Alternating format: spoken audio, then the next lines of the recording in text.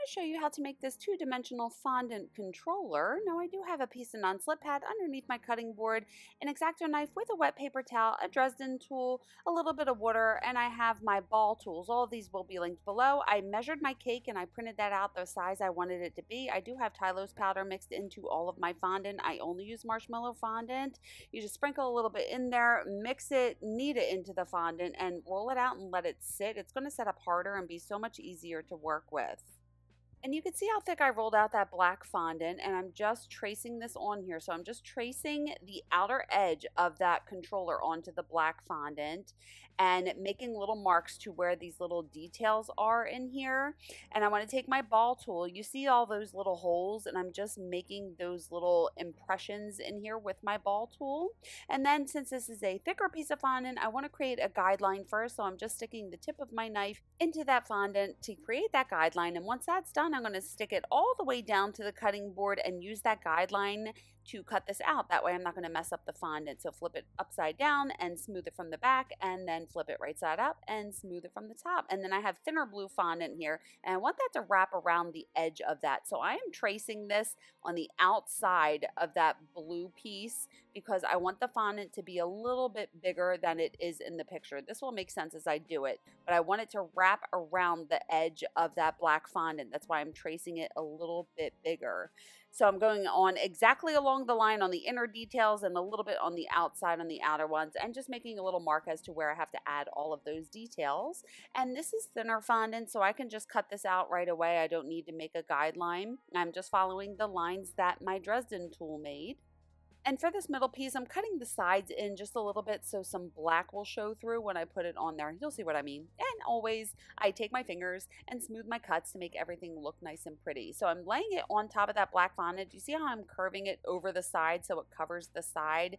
But it was a little bit too long, so I just had to take off the piece and just trim a little bit off of the edge. That way it would meet exactly with the edge of the black fondant when I wrap it around there. And I'm just putting it back on to make sure that it fits, and it does. So I'm going to get some water on the back. You want water all along the edges to make sure that the edges stick down, but not too much. You don't want it seeping out underneath and destroying the black fondant. And I'm just looking at the picture when I put it down to make sure that it is wrapped around the edge and it is going up the front of the piece like it is in the picture. So there's a little bit of black showing, and here I am just wrapping it around that edge. And there was a little too much fondant sticking out. So I just take my X-Acto knife and cut that excess fondant off and remove it. And I'm going to do the same thing for the other pieces. So I'm getting some water behind each of them and sticking them down according to the picture, and making sure that there is a little black space in between the blue pieces.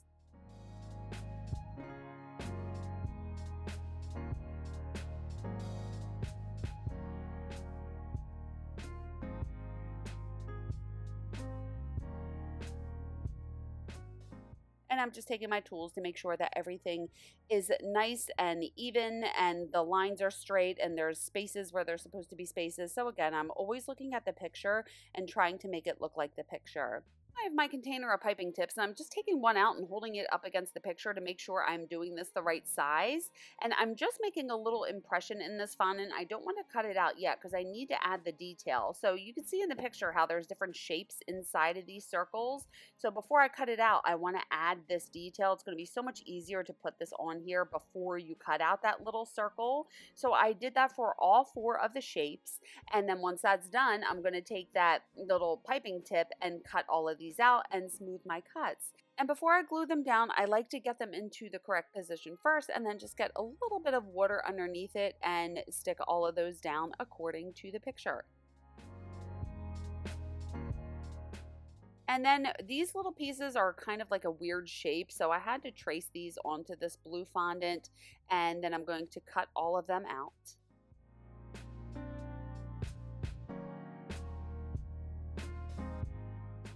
And there is little detail in each one of those pieces, if you will. So I just took my ball tool and added them in there, and I'm smoothing my cuts. And again, align them on that controller first before I get some water on it and stick them down. Now there are two little ovals on here, but I only have round cutters, so I cut circles and I'm trying to like squeeze it into an oblong shape to make it look like the picture, and then getting a little bit of water underneath it and sticking it down. And there's one on either side, just using my tools to get it in the right position. Now I have some black fondant rolled out a little thicker, and I'm just again holding up my cutters to make sure that they are the same size, and I'm not cutting all the way down. I'm just making an impression first, and then you can see on the inside, I need to make sure that it is center. And again, I'm making a little impression and then just using my ball tool to make it look like the button in the picture. And then I just cut it out and smooth my edges and get a little bit of water behind each one and make it look like the picture. And now I need to make the buttons that go on the top. So I'm just cutting little half circles here and just straightening that edge. And then I put them up against here, and they're still a little too big compared to the picture. So I took a smaller circle cutter and just cut these to a smaller size. And then I can get a little bit of water where it's going to touch it and stick it down to the very top on both sides. And then I need to take my Dresden tool and just flatten it out because these aren't really round on the top. They're kind of flat. So I'm just trying to make it look like the picture.